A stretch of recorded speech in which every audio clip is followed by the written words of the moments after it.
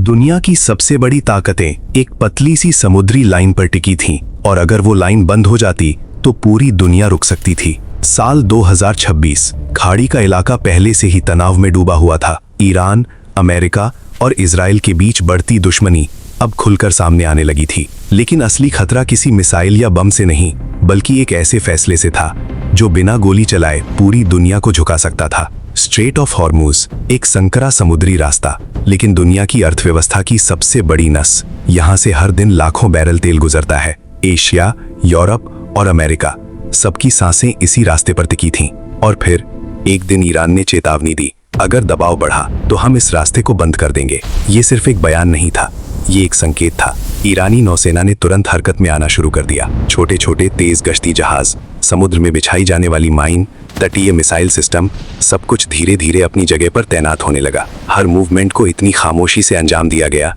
कि बाहर की दुनिया को बस अंदाजा ही लग रहा था, लेकिन असली तस्वीर किसी को नहीं दिख रही थी। दूसरी तरफ अमेरिका ने अपने एयरक्राफ्ट कैरियर और वॉरशिप्स को अलर्ट पर डाल दिया। खाड़ी में तैनात हर जहाज अब सिर्फ एक मिशन पर था, इस रास्ते को हर हाल में खुला रखना। लेकिन सवाल ये था, अगर ईरान सच में इसे बंद करने की कोशिश करता तो क्या होता? एक छोटा सा रास्ता, लेकिन अगर यहाँ एक भी जहाज डूबा या एक भी माइन फटी तो पूरा ट्रैफिक रुक सकता था। तेल के टैंकर फंस जाते, सप्लाई चेन टूट जाती और दुनिया की सबसे बड़ी अर्थव्यवस्थाएं घुटनों पर आ सकती थीं।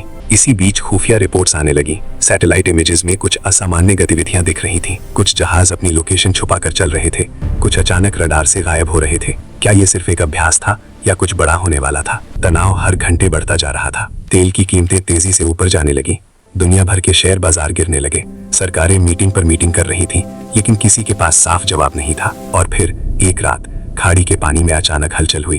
एक विदेशी तेल टैंकर ने अपने रूट को बदल दिया। उसने अपनी स्पीड कम कर दी और कुछ मिनटों के लिए उसका सिग्नल गायब हो गया। ये एक छोटी सी घटना थी, लेकिन इसी ने दुनिया भर की एजेंसियों को हिला दिया। क्या ये एक चेतावनी थी या एक टेस्ट कि दुनिया कितनी जल्दी रिएक्ट करती है? अमेरिकी नौसेना ने तुरंत अपने जहाज उस इलाके में भेजे। ड्रोन आसमान में घूमने लगे, हर छोटी बड़ी गतिविधि पर नजर रखी जाने लगी। लेकिन फिर भी एक अजीब सी खामोशी थी, जैसे तूफान आने से पहले होती है।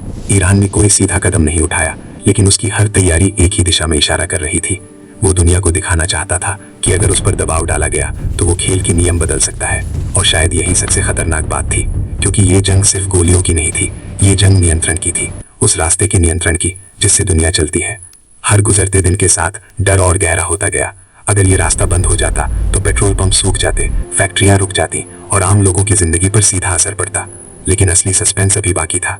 क्या ईरान सच में उस आखिरी कदम को उठाएगा या ये सब सिर्फ एक दबाव बनाने की चाल थी? क्योंकि कभी कभी सबसे खतरनाक हथियार वो नहीं होता जो दिखता है, बल्कि वो होता है जो बस एक चेतावनी बनकर पूरी दुनिया को डर में जीने पर मजबूर कर दे।